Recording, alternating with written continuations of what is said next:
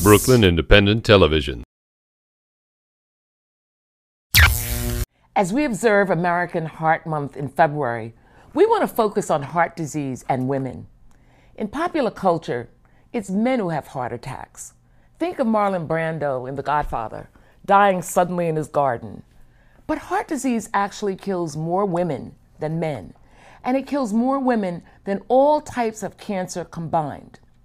Joining me to talk about this is Dr. Archana Saxena, a cardiologist from Lutheran Medical Center. Thank you for joining us. Thank you for having me. So you know, when I go out and give talks often, when I'm talking about many things and health disparities and health disease and things come up between women and men, I ask the women in the audience, what is the number one cause of women dying? So what do you think they say? Cancer. Which cancer? Breast cancer, ovarian cancer. What do women die from more frequently than breast cancer, for example? Well, we know that in fact heart disease is the number one killer of women. So for about 1 in 3 women that will die this year will die from heart disease. What about breast cancer? How many? 1 in what? 1 in 31. 1 in 31. So we need some better education out there about the risk of heart disease in women. So why is it that everybody thinks that men die of heart disease and women don't, pretty much? How did that get started? What's the basis of that? Well, there's, the protection of estrogen that women have, and I think that has led a lot of people to believe that, women are protected. Of course, postmenopausal, that expires.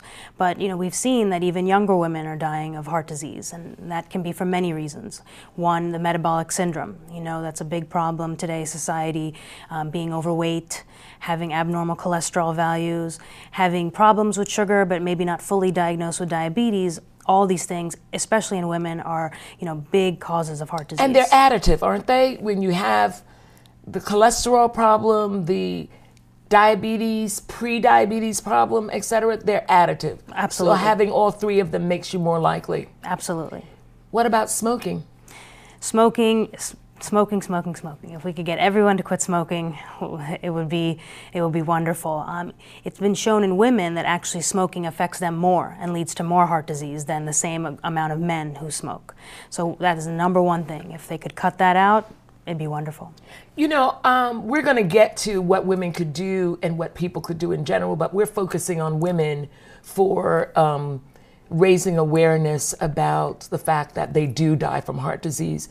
So why do women not get the help that they need, even sometimes when they go to the emergency room? I think, women, physicians, both sides of the equation, there's underestimation of this disease. And so, these symptoms, they often present late and they present atypically in women. So the classic chest pain, pressure in the chest, that doesn't always happen to women. What are their symptoms more likely to be? The most common thing that, I think we see as cardiologists is fatigue or just a change in their activity level, subtle things that, should raise concern for women. Usually multitasking, very busy, able to do many, many things, and they notice, I'm a little bit more tired than usual. I think that's a real big red flag for women. I used to have women in my practice that I would do an EKG on and see clearly that they had had a heart attack. And they had never been diagnosed. So would you talk a little bit, is it still called having a silent MI or undiagnosed? Would you talk about that a little bit because you touched on it with the symptoms? Sure, absolutely. I mean, it's these things that people think, oh, I'm just tired, or, I'm having a little trouble breathing, but I'm having a cold. They attribute their symptoms to something else and they don't seek the help that they should have. Or, again, it's missed at some level. And so they can have a silent heart attack. And you're right, it can be picked up on EKG, it can be picked up on a simple ultrasound of the heart. So these things are really that women have to really be aware of and concerned and make sure they get checked and make sure they have regular visits even if they feel okay. I'm glad you said make sure you get a regular checkup, but my question is, and we're going to get to the prevention, but what should you have done when you go for your annual physical when you were a woman seeing your internist or primary care physician? Sure. What should a woman have done and what should be included in it? I think, it varies with age, but number one, you should know your family history. Know if these diseases, anything, diabetes, hypertension, cholesterol, are in your family. And if that's there, you should tell your doctor, because it may lead, the doctor to get, blood tests earlier that will look for these things, look for problems with sugar, look for cholesterol. So, if you're around maybe 20, 25 years old and you have a strong family history, your parents have a lot of, risk factors for heart disease, get checked. Get your blood test checked. And, we can do yearly EKGs as the older you get, and then if there's something that changes on that EKG, then we can surely get an ultrasound and start there. When we were talking about risk factors, we didn't deal with obesity. Would you talk about how obesity is a risk factor and what we mean by obesity so we're all on the same page? Because there's a lot of denial going on about people who are obese. Sure.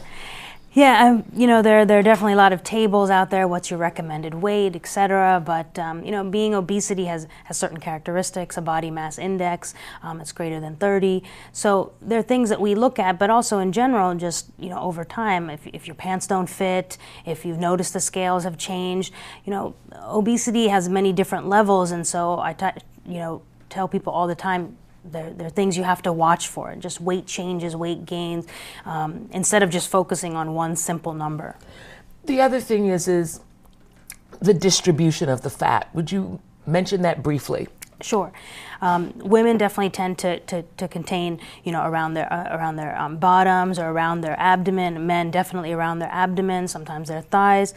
All of these areas, especially as we talked about the metabolic syndrome, are a big risk factor. And can lead to all these other things that we talked about, blood pressure, the sugars being abnormal, and the cholesterol. So that's where we worry about the distribution being more in this area, sort of the stomach, and like I said, the bottom and the thighs. In the minute or so that we have left, you've already started talking about quitting smoking, top of the list. Would you just go down the list and say what women can do to make sure that they have healthy hearts? Absolutely. Smoking, number one, quitting smoking. Number two is exercise, and regular exercise. So we recommend about 30 minutes a day. If you can at least do it 3 to 4 times a week, that's great. And moderate exercise. I tell my patients where you can't sing. You could talk to someone, but you can't sing a song. So they know their heart rate's getting up and they're having a good workout. The next one is, obviously food choices. I think we all know by now that to avoid fried foods and, to choose grilled foods, baked foods, but also, choose more poultry, turkey, fish, salmon rather than red meat. And of course, try to choose healthier fats. We're all going to have fat, but choose healthier fats, olive oil, things like that, as opposed to, vegetable oil or, baked goods have a lot of trans fats.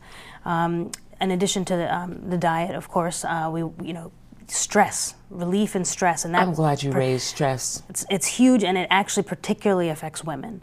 So we really want to reduce the stress, and we have so many ways to do that, especially in the New York area: yoga, Pilates, meditation, walking around the park. Absolutely. Anything you can do to relieve stress. Go to a game at the new Barclays Center. Just have fun. And actually, that's the last one: is to have fun.